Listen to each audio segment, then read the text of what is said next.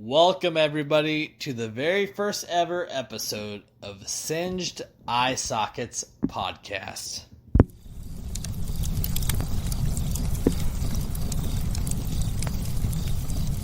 Hey, everybody.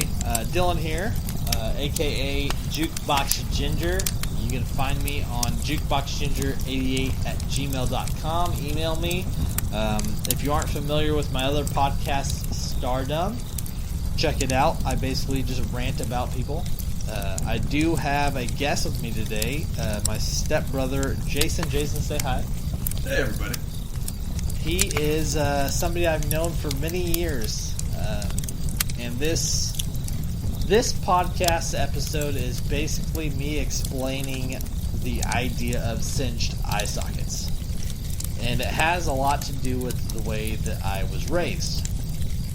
Growing up, since the age of 3, my mom had divorced, and she remarried to a guy, my stepfather, of about 8 years, 7 or 8 years, I don't remember exactly. And basically, since the day that she married him, he was very abusive, very intimidating, and actually, even my mom's family, in a way, was very intimidating. We were raised Pentecostal. Her family has a Mormon background, and I was raised, even in school, being taught that I had to follow the Bible. Anything secular, I wasn't allowed to listen to, wasn't allowed to watch, and I'd go to school and I'd listen to the teacher, and half of what they said I could follow, and the other half I had to basically trash. And then I'd come home and get beat by my stepdad. So it was very controversial, very contradicting. And then, that for 7 years, that was my life, And I did no different, I remember when my mom left and we were going to leave. My stepdad was at the door telling me that I wasn't allowed to leave. And my mom was at the car like, come on, Dylan, come on. Get in the car, we're leaving, we're done. And I remember running underneath my stepdad's legs and running to the car, and we took off, and we got on the highway, and he tried to run us off the road, and of course he didn't succeed. And the next few months were just, for me as a 13-year-old kid, was a mindfuck. In all reality, I mean, I was totally twisted because I didn't realize that wasn't normal, And when it stopped, when I stopped getting abused, when I could come home from school not worried about what mood my stepdad was in, it was totally different. So this whole episode is more about perception. We're all raised to perceive things a certain way, whether it's a lack of or too much of. Things are perceived a certain way, and to me, that is the basis of humanity. I mean, every human being is raised a certain way, and society has found a way nowadays to take that an advantage, whether it be news or social media. It's just all intertwined into what this is what you want. Click on me. Watch this. Here's what you need to know. When in reality, it's not necessarily that way. Jason, what do you think? Yeah, I think that's absolutely true. One thing I do want to ask, that that was 7 years. Yeah. So you obviously at the age of 13 is when you got away from that situation. But prior to that, you're in elementary school. Yeah. How did you react to situations? How did you perceive situations at school while dealing with that home life? Like, you had no escape. You were at school. When you weren't at school, you were going to church, or you were dealing with aggression. That's a great question, and actually, every adult scared me. And I hate to say that because I'm not a very fearful person, especially today.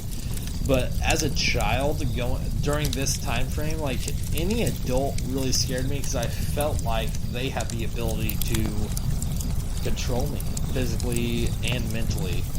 And even in church, I remember going to church on holidays, and we'd have our palm leaves, and we'd be dancing around, and then we'd start citing scriptures, and it was almost like if you weren't speaking in tongues, then you weren't doing it. And there was some sort of an effect from it, like we need to work on you more because you're not right in the head, and it was everything. Even school, like I remember third grade, my third grade teacher was mentally abusive, and not because of my background, just because that's how she was, and I didn't think anything different of it. I remember years down the road finding out that there was like some sort of issue through the court system because of her with other students. But in my head, I didn't, it didn't even click. Man, that's getting fucking attacked from all angles. Yeah, yeah. It's not easy because, and even today, like luckily for me, like I perceive things as how not to be, and a lot of. You hear of psychopaths that were raised that way who just took it a whole nother direction than I did. For me, it was, how can I not be? Like, these are all the ways not to be as a person. Like, when I came out of all of that, I felt so strong. Like, I felt like I could do anything I wanted because nobody was going to stop me. Because of the fact that I was always being stopped from things I wanted to do, And when I realized that that wasn't necessarily the case, it opened up a whole new world. Absolutely. So, how about you? How was your childhood, and how did you perceive life growing up? So, I grew up initially in Florida, and down there, I was about 6 when my mom and dad split up. And initially, there was agreement. I would see my dad like once a weekend, and then it turned into like once every 2 weeks, and then like dude couldn't be bothered to like show up, And I only lived like 15 minutes away from him, so it was kind of ridiculous that was the situation. And I don't have a lot of memories from when I was young. But one of my earlier ones, I think I was 6, and my sister was 3, and we're all like huddled in the living room, and the front lawn is just on fire, right? Like I vividly remember that. And I didn't find out until recently that our front lawn was on fire because my father had ripped off a heroin dealer and not paid him, and so they set our fucking lawn on fire. Which is crazy. Like, how do you collect money from somebody with no fucking lawn? Oh, God. That's so true. It's very true, though. And, I mean, after that, like, we came up here to Kansas so that my mom could be closer to her brothers. We'd have more of a sense of family up here. Which is 2 brothers, right? They both moved out here together. Yeah. They both came out here. We're on their way to California, and their car broke down in Kansas, and they just said, fuck it. Set up shop out here, and fortunately, because this is a pretty good place to raise a family and good sense of community out here. Yeah. But anyway, we get up here, and years go by. My mom is just working her ass off, multiple jobs, keeping us afloat, and at the same time, like the first time I hear from my dad after we come up here, I'm 12. 6 years passed. Yeah. And we go down there, visit, huge fucking shit show. Wish it hadn't happened. And then, somehow, just years later, I totally just neglect that memory, and then decide when I'm 18 I want to meet him again, and decide for myself whether or not he's a good person, and find out that in reality he's just burnout. It's hard though, like, because you don't really know, and especially if you don't remember, like, if you decided as a child, like, okay, there's the whole idea of a second chance is there, especially if you've only heard one side of the story. as a 12-year-old kid, you grow up, you're 18, you're like, yeah, I want to see who he really is again. And then you're like, oh, wait, he really is that fucked up. You know? And for me, it was like, even today, like, I know, thinking back on the things that happened to me and the situation, I remember, and I don't know how I remember, but when my mom and my dad were separating, I remember sitting in our station wagon. You remember those old station wagons that had the reverse seats in the back? Yeah, we had one with pedaling. No shit? Yeah, so did we. I remember sitting in there with my Aunt Tammy. And I remember my mom going in the house. And I only remember it being around Christmas time because she was going in there to get our presents. And I remember she went in there. And then I remember a few minutes later, my aunt went in there. And she didn't come back out, so I went in there, and I walked in to my stepdad with my mom, or not my stepdad, sorry, my dad with his arm against my mom's chest, holding her against the kitchen cabinets, and he has scratch marks all over him. He's yelling at her. She's telling me to go back into the car. My Aunt Tammy's crying over against the wall. Like, the most twisted scenario for a 3 or 4 year old.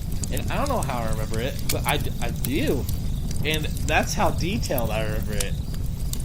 But it's crazy how such little things can catch your memory like that. You know? Oh, yeah. Like those, and I say little things, but they're not. I mean, I know they're not little things. Like, they're big. Oh, they're big, but at that age. At that age, yeah. And you know, I don't know. I don't remember anything else besides first grade after that. I think first grade was probably first grade was super vivid for me too. First grade was probably the first vivid memory I had. So, I think the whole idea of this, honestly, I don't even think, guys, this whole episode and this whole show in general is meant about thinking and realizing that not everything that you're taught to believe is what it is, you know, and sitting around this make-believe campfire that I got going for you in the background here, I want you guys to open up and to realize that there's so much more that you don't know. And if you think you do, get the fuck out of this podcast, because it's not for you. I want debates. I want people to talk. And I want to hear what everybody has to say. I don't want any of these episodes to be close-ended. And this episode in particular is about perception. Jason, you got anything else that you want to throw in here? I mean, absolutely. I'm in here. I mean, it's a great opportunity to throw a question. Yes. Just anything. It doesn't even have to be about the topics we've been talking about in general, but, you know, perception in general. At the same time, you know, I mean, dealing with the backgrounds that we had, you have one person who was raised Pentecostal and one person who was raised Catholic, and I do think that has an impact on how things are perceived. You know, that clear definition of good and evil, you know, right and wrong, and how that causes you to perceive and react to things. Like, you know, why do you get angry when certain words are said? When you can think back on it and say, you know what, that's ridiculous. Why did I react that way? Yeah. But there's this mental tick that we all have, and it's quick. Yeah. What's your tick?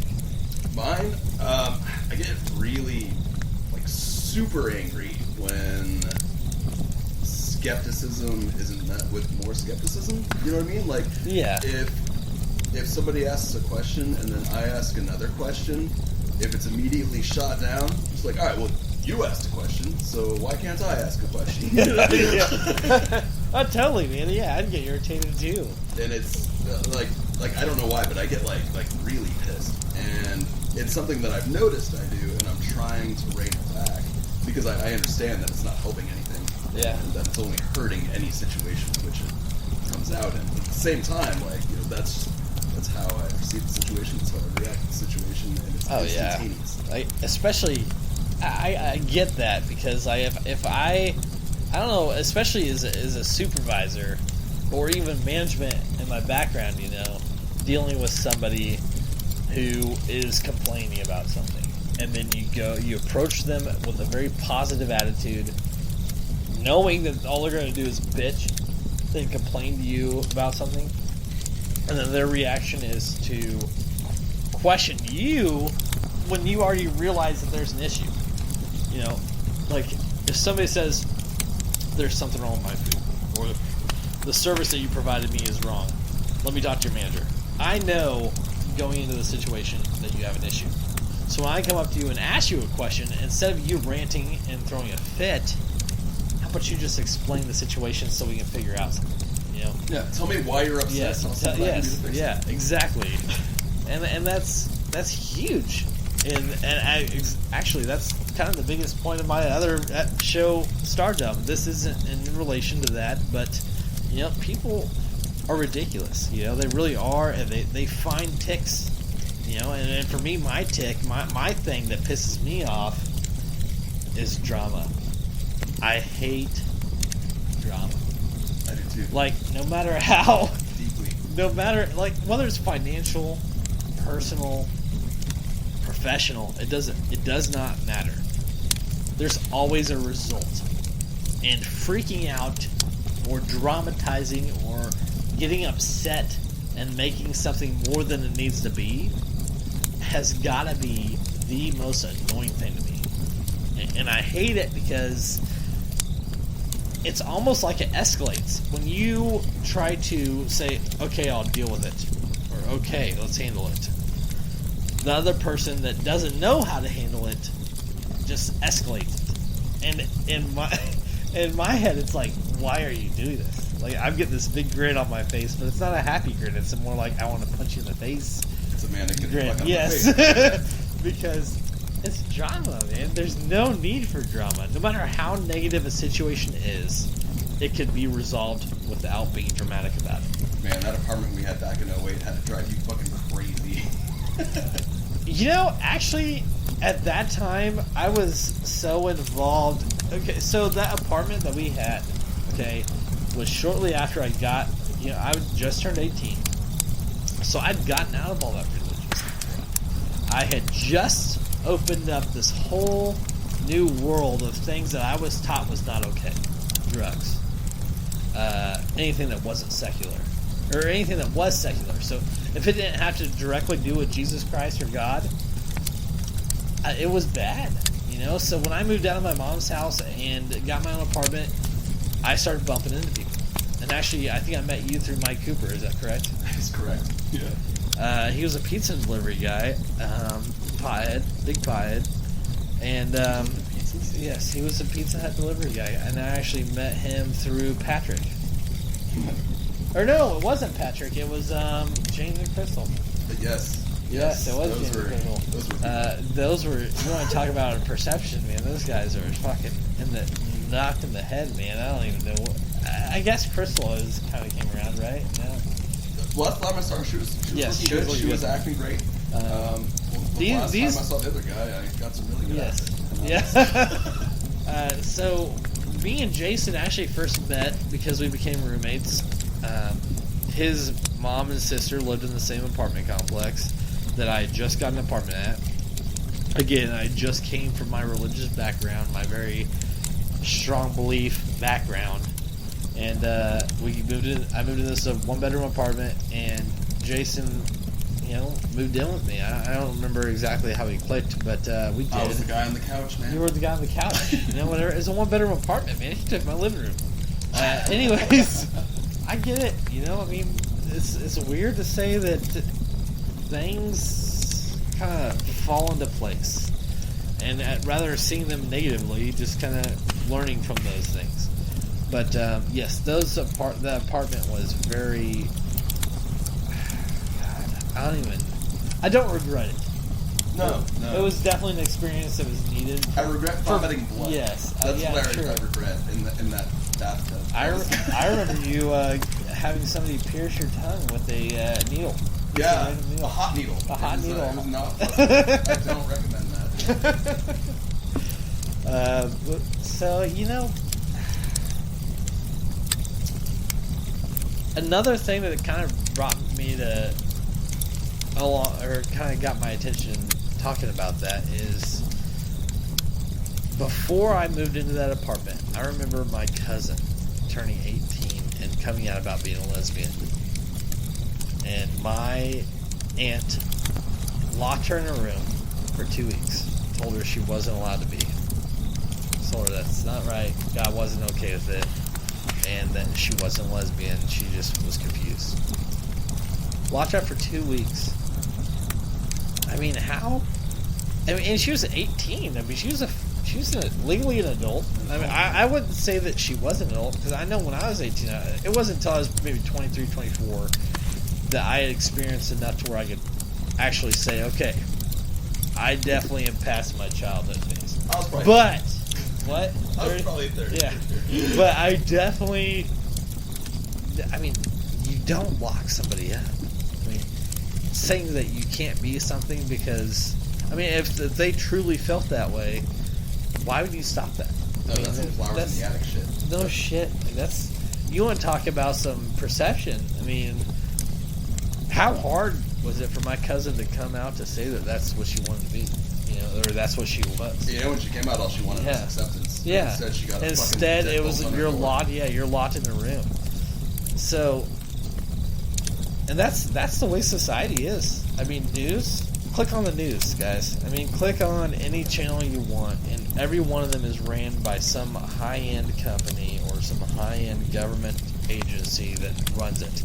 And now I guess we're kind of dabbling in conspiracy, which it's not. I mean, if you do the research, it's not conspiracy. Somebody owns the radio stations, and somebody controls what's being viewed and what's not being viewed. So, a lot of these subjects, you know, that you don't see on the mainstream media is because they don't want you to see it. Why is it that every time you turn on the news, if it's not whether it's something bad? Because if it was something good, you wouldn't be interested. You know? This cat just had a litter of fucking kittens. Nobody cares about that. You know? Some guy just, you know, snorted a bunch of bath salts and ate some dude's face off. That's more interesting. I mean, the fact is that's the way that society is. No one talks about it. No. You know, the people who had good experiences with that stuff. Yeah. And that's the real crime here, I think. I mean, it's true. I mean, I smoke pot. I've done shrooms, and honestly, I would do shrooms again. Now that I know how to control the amount and what the right amount was, I had an amazing time. Give me 1 gram, and I will be the happiest dude on the planet. Dude, I had 2 grams was perfect for me. I could walk out in 20-degree weather, blizzard, dead silent outside, and enjoy it. 2 grams, 2 o'clock in the morning. and I'm going to try to swim on hardwood floor. On 5 grams, that was me melting. Yeah, I was melting in the hardwood floor. So I guess, guys, perception is this episode. I want to hear what everybody has to say. Jason, do you have any other topics based on perception that you want to talk about? I mean, it's only been 23 minutes. Absolutely. I mean, keep it going. It sounded a little divergent. You know, we talked about a lot of things here. Yes. We really did. Yes, we did. But ultimately, you know, I think we touched base on how we initially were raised. Yes. The religious backgrounds that we came from. How those affected our perception. And then a couple of life experiences that we experienced afterward, and how we each perceived those. Yes. Which, honestly, I think all great. Yes. We both deserve another drink here. Yeah, cheers. We are drinking Deschutes. We got a variety pack. I'm currently drinking the Deschutes Black Butte Porter. And what are you drinking, Jason? I've got the Fresh Squeezed IPA. Personally, I think it's my favorite. Absolutely. Now with the perception versus reaction, ultimately perception and how we think, why we think, how we react the way that we